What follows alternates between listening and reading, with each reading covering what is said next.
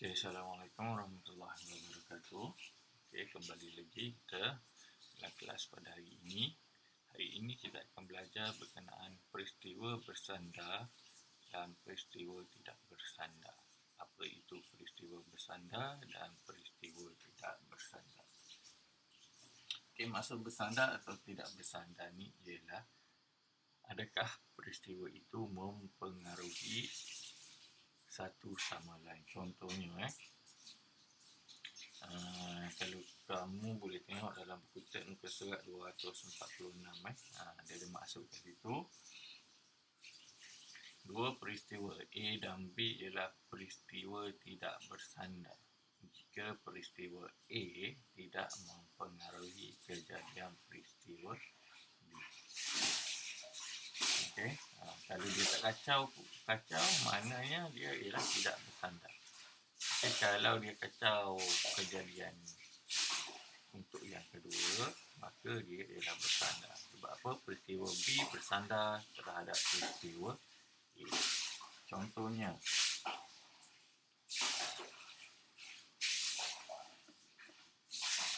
contohnya kamu boleh tengok contoh 2.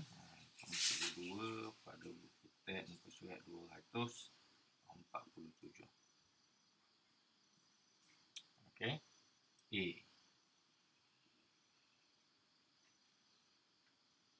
Mendapat angka sebanyak 2 kali apabila sekeping duit shilling dilambung 2 kali. Okey, mendapat angka. Okey, duit shilling dilambung 2 kali. Kita ambil duit shilling, kita lambung sekali. Okey, angka kita tulis. Lepas tu kita ambil, kita lambung lagi.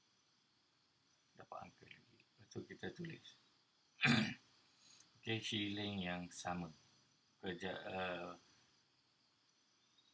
Kejadian dia pun kejadian yang sama. Okey, dia tak kacau. Okey, maknanya A itu ialah tidak bersandar.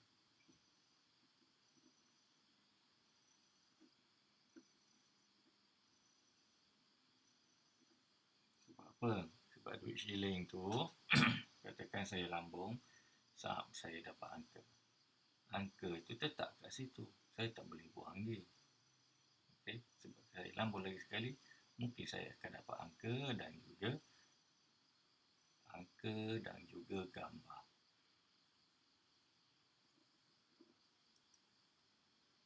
Okey, B. Mendapat angka dalam lambungan duit shilling. Okey, duit shilling kita lambung, kita dapat angka dan nombor 4 dalam lambungan gaduh. Okey.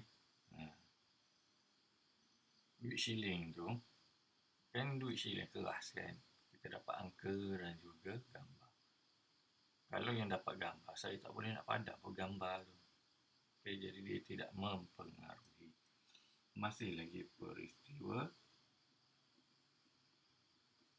tak bersandar.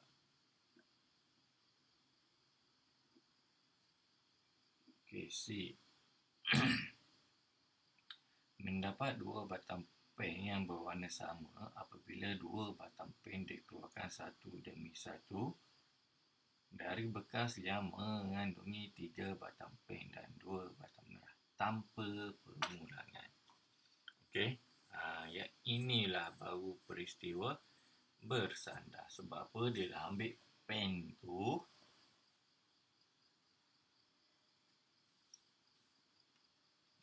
pennya dia telah ambil dan dia tak pulang. Okey, daripada 5 batang pen yang ambil kali pertama jadi 4. Bila ada 4 tu lah dia dah pun mempengaruhi keputusan kita lah. Daripada 5 menjadi 4. Jadi dia ialah peristiwa bersandar.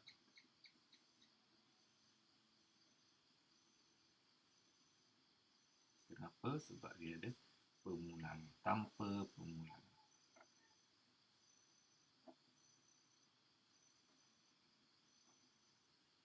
Okey, dan biasanya bila ada perkataan tanpa permulangan, maka dia ialah peristiwa bersandar. Okey, yang keempat, mendapat dua keping kad yang huruf sama apabila dua keping kad dipilih secara rawak mendapat kad berlabel dengan huruf baik satu demi satu dengan pemulangan. Dia tulis kat situ dengan pemulangan. Maka dia tidak bersandar.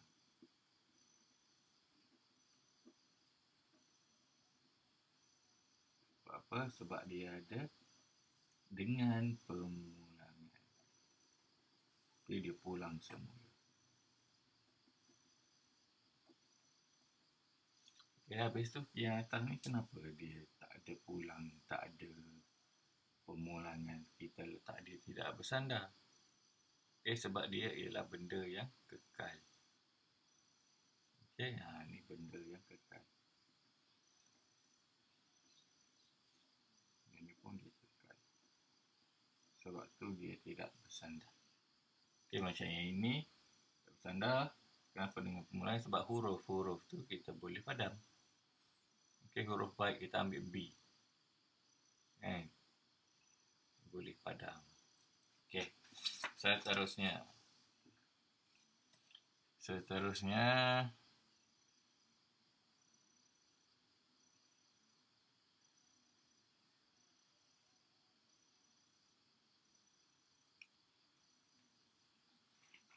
Kita akan buat praktiskan diri 9.2a.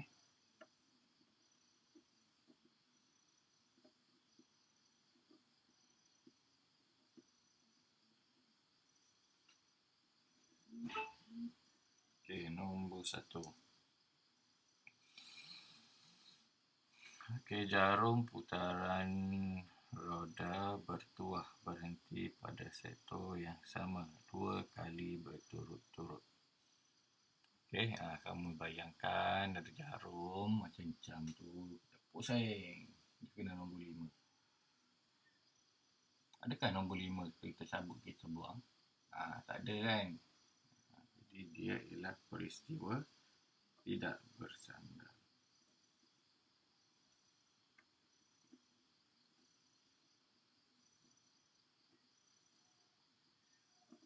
Nombor 2. Pilihan 2 orang murid lelaki daripada sekumpulan murid yang terdiri daripada 10 orang murid perempuan dan 14 murid lelaki secara rawak.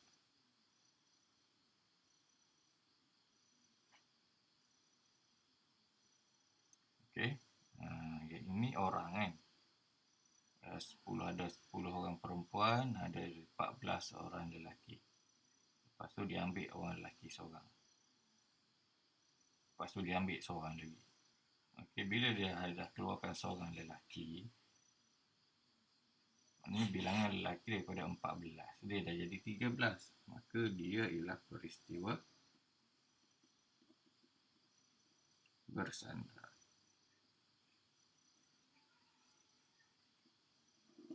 Nombor 3.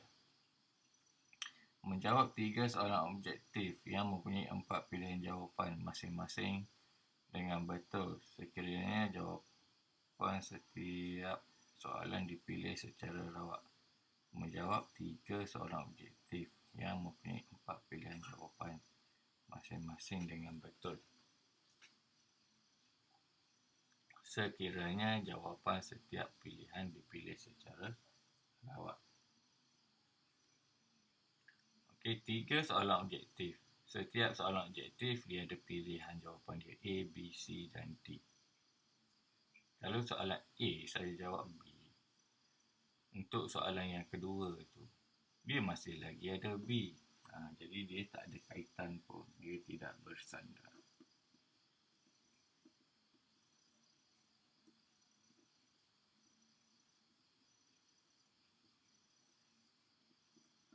Nombor 4. Kotak P mengandungi 2 keping kad berwarna merah dan 3 keping kad yang berwarna hitam.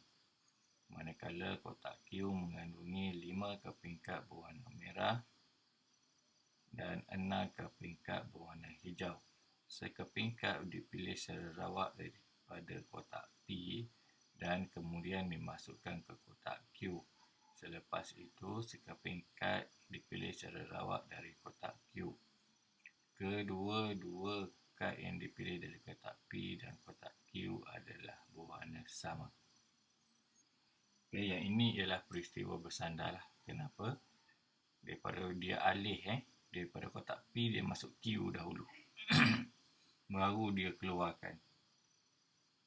Okey, sebab itu dia cakap sekeping kad dipilih secara rawak daripada kotak P dan dimasukkan kepada kotak Q. Daripada kotak P dialih ke kotak Q. Jadi apa yang berada di dalam Q dah berubah. Maka dia ialah bersandar.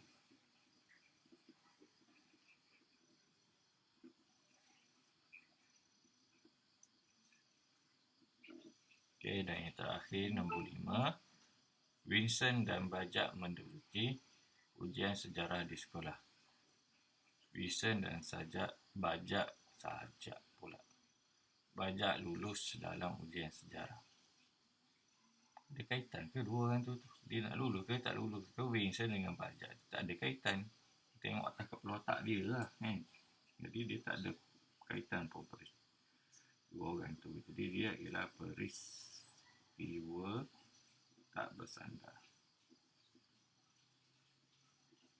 Nah, macam gitu sahaja.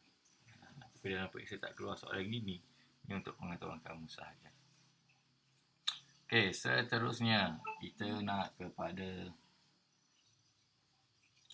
rumus dia. Rumus kebarangkalian peristiwa bergabung. Okey, kita ada dua jenis rumus. Rumus pendaraban. Okey, contohnya ialah contoh 7.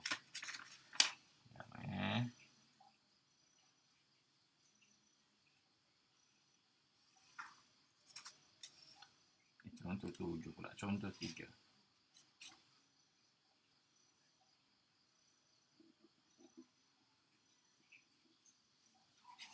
Okey, contoh 3 kita ada kotak F.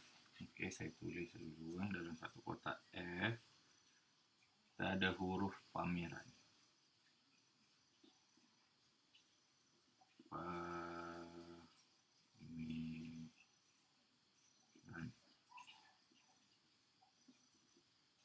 Ada kotak kat sini.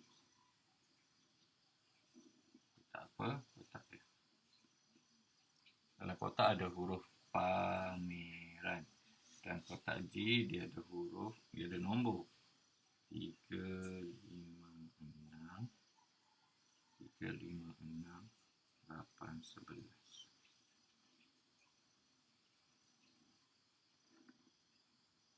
Itu kotak J. Ada dua kotak Sekeping kad dipilih secara rawak daripada kotak F dan kotak G masing-masing. Tentu sahkan kojenter rumus kebarangkalian untuk mendapat huruf P dan nombor genap dengan menyalahkan semua kesudahan yang mungkin. Okey, dekat kotak F ni, P kita ada berapa? 1 sahaja. Jadi kat kotak F 1 daripada P ada 1. Dalam kotak ni ada berapa huruf? 1, 2, 3, 4, 5, 6, 7. Jadi dia ada 7. 1 daripada 7. Dan dia nak nombor genap. Tengok nombor genap dalam kotak G. 6 dan juga 8. Ada 2. Berapa semua nombor ada dalam kotak ni? 5. Okey. Jadi, untuk menentusahkan dia,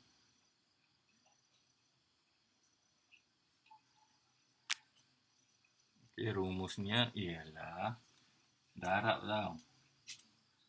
Okey. Jadi kalau dia nak dan sebab saya tulis kat sini. Kebarangkalian. Okey, soalan dia kebarangkalian huruf P dan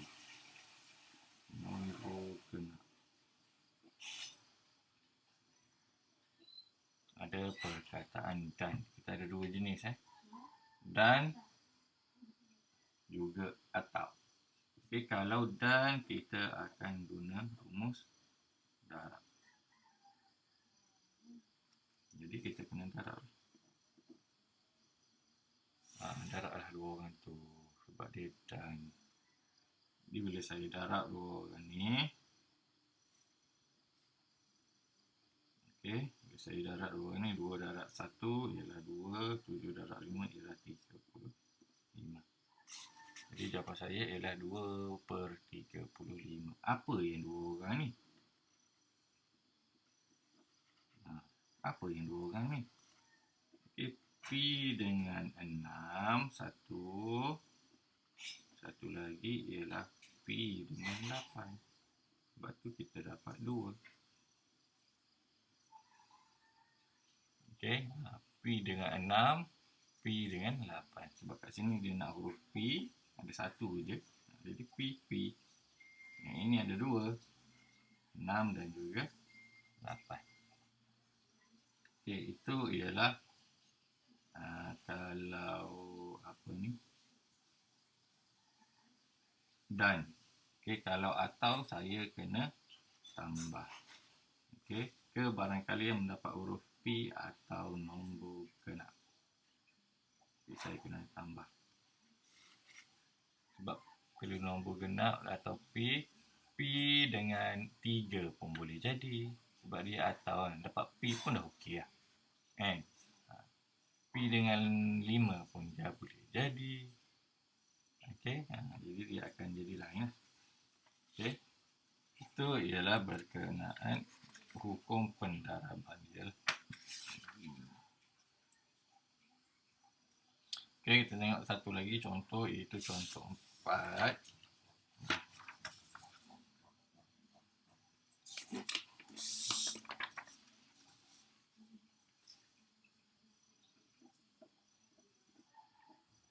Okey, yang kiri ada kotak. Ini dia dapat kotak lah. 3, 5, 7, 9.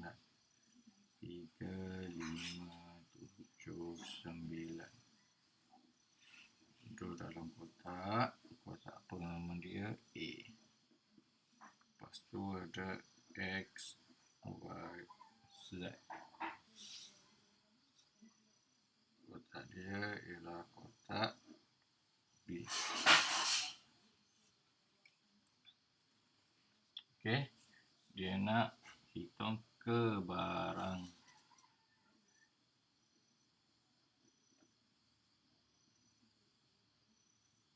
faktor 9 dan saya bulatlah dan maksud dia darab faktor 9 dan huruf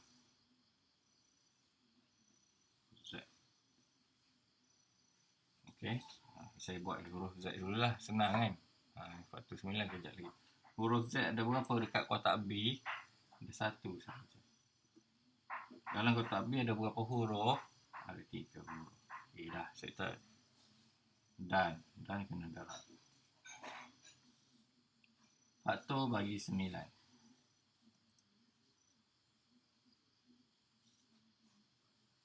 9 kan? Faktor bagi 9. 9 boleh bagi 3 tak? Boleh. 1. 9 boleh bagi 5 tak? Tak boleh. 9 boleh bagi 7 tak? Tak boleh. 9 boleh bagi 9 tak? Boleh. Kan? Jadi, ada berapa yang boleh dibahagi dengan 9? Okey, ada 2. Ada berapa nombor kat dalam tu? Ada 4. Jadi 2/4 darab lah. 2 darab 1, 2. 4 darab 3, 12. Okey, tak boleh tinggal macam gitu. Kita kena kecilkan dia. 1, 6.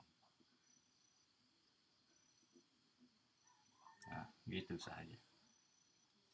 Okey, dan yang terakhir kita buat contoh 5 dahulu sebelum kita tamatkan kelas kita pada hari ini. Okey, sebuah beg mengandungi 8 biji guli hijau dan sebiji guli merah. 2 biji guli dipilih secara rawat dari beg tersebut, satu demi satu, tanpa pengulangan. Dia dah ambil, jadi dah kurang lah. Okey. Wakilkan situasi di atas dengan gambar rajah pokok. Okey, gambar rajah pokok ni kalau tak silap saya kamu dah belajar. Okey. Dia ada 8 biji, ada 8 hijau, sebiji merah. Jadi jumlah semua ni 9 lah. Dia suruh buat gambar rajah pokok. Ada hijau, ada merah. Hijau ada berapa tadi? 8. Hijau 8 daripada 9. Merah cuma ada 1 je. Okey, ini pula kita bagi dulu. Kali kedua dia ambil. Ni kali pertama ni kali kedua kita ambil. Daripada 9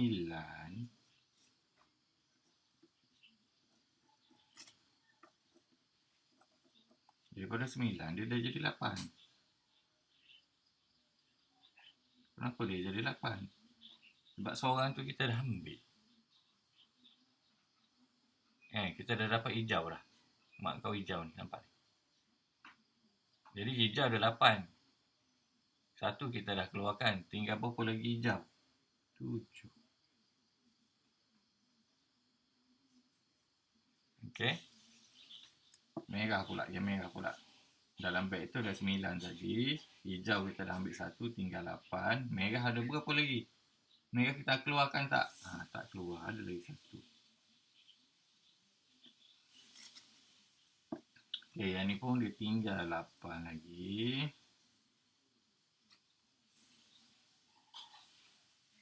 Okey. Kita keluarkan merah tadi. Hijau kita tak keluarkan lagi. Bukan yang atas ni. Ni bukan. Ni yang kebarangkalian yang atas. Ni kebarangkalian yang merah pula. Dalam kotaknya kita ada hijau sebanyak 8. Dalam guli pula. Dalam guni.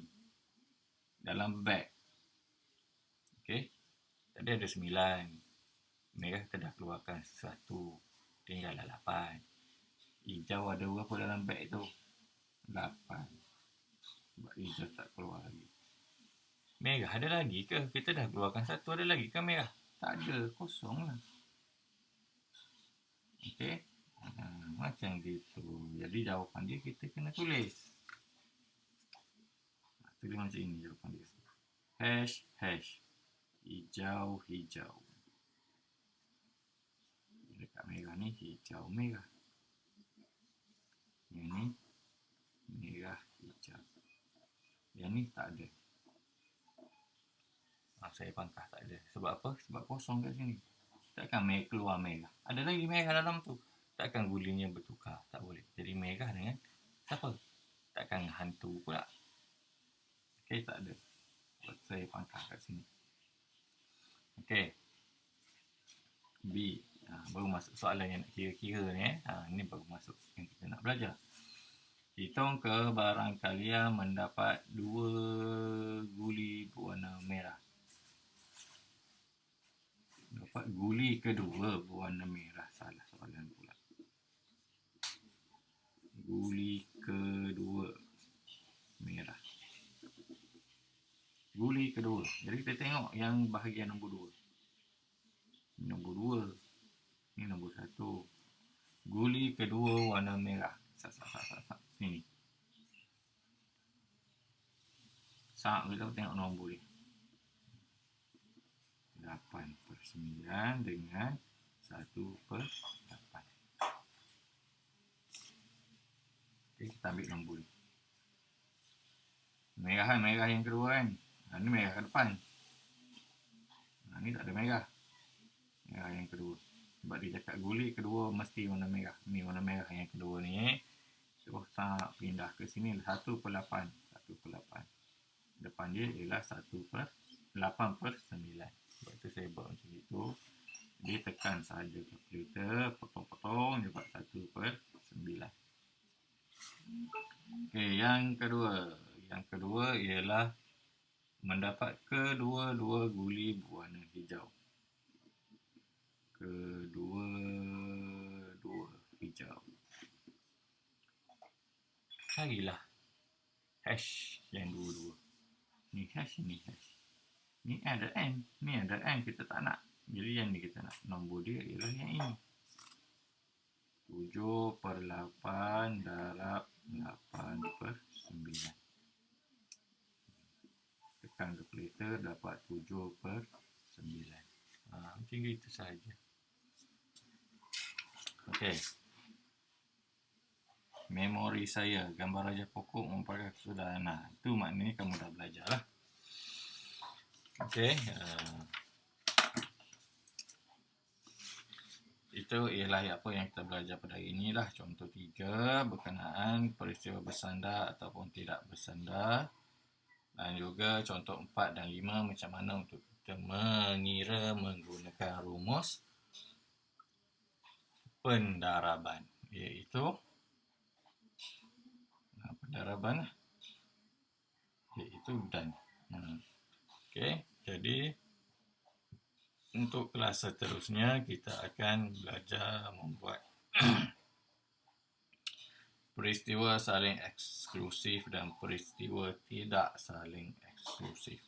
Maksudnya ialah kita ada tambah dan juga kita ada darab. Dicampur terus. Tambah dan juga darab. Okey.